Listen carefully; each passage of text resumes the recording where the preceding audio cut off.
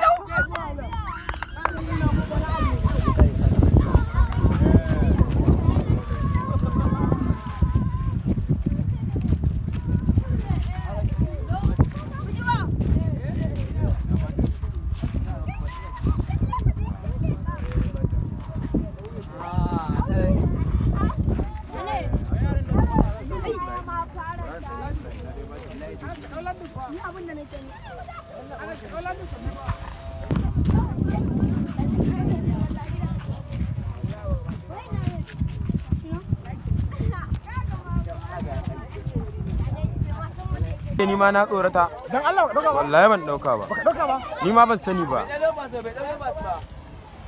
Muna dauka. Ban yi wannan.